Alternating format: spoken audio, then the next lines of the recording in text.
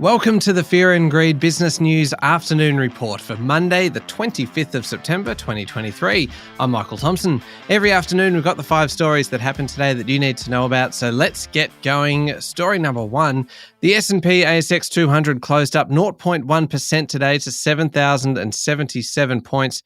Really, overall, it's a pretty flat day. It was mixed in terms of sectors. Information technology and communication services performed best. Technology One was up 4%.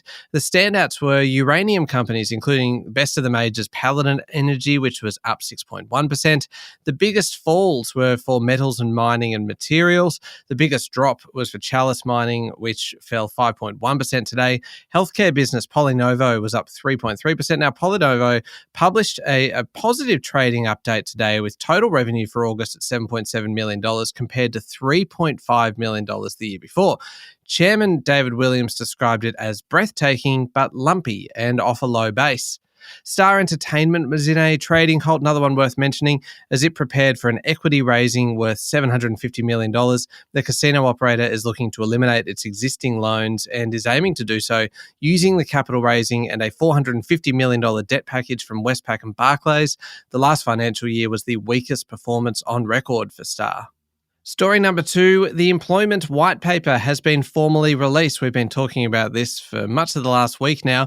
There are 31 future reform directions, including the National Skills Passport that will give every Australian a record of their skills and education. The government is going to be focused on accelerating the take-up of higher apprenticeships in priority areas, including net zero, care and digitalisation. Pensioners and veterans will get the work bonus permanently extended, allowing them to earn more from working without reducing their benefits.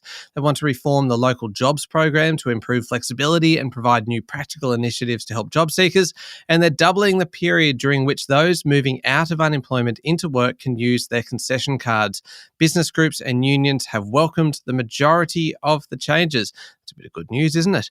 Story number 3, Home Affairs Secretary Michael Pezzullo has stepped aside as an investigation takes place into hundreds of leaked messages that he sent to Liberal Party member and lobbyist Scott Briggs.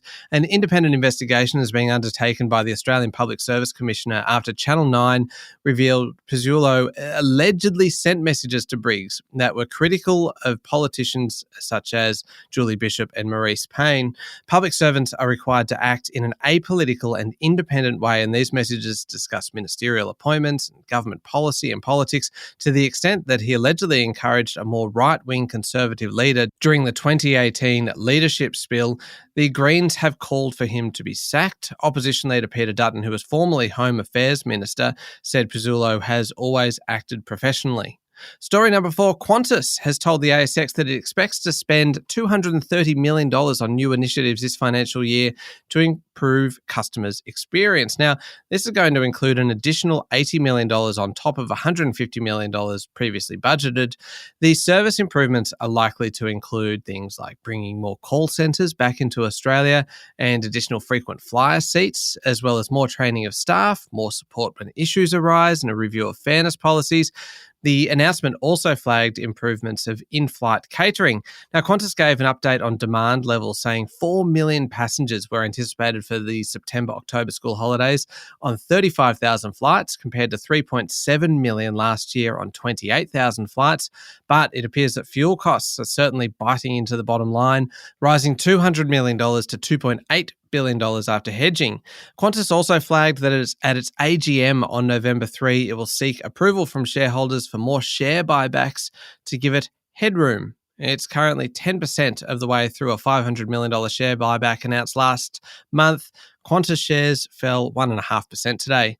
And last story number 5, French President Emmanuel Macron is trying to tackle the rising cost of fuel prices in a new way.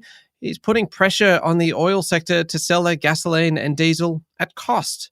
We have previously talked about France's plans to allow servos to temporarily sell fuel at a loss, but this got a lot of pushback and the president has now scrapped this idea. Instead, Macron is meeting with the oil and gas giants this week to seek more transparency on their margins and request that they sell at cost for the time being. The French government has previously given major subsidies to petrol buyers to help ease tensions among the public, but this comes at a significant cost that means they cannot afford to take this dangerous approach again. That's it for the afternoon report for Monday, the 25th of September 2023. We'll be back tomorrow morning with the Tuesday edition of Fear and Greed Business News. I'm Michael Thompson. Enjoy your evening.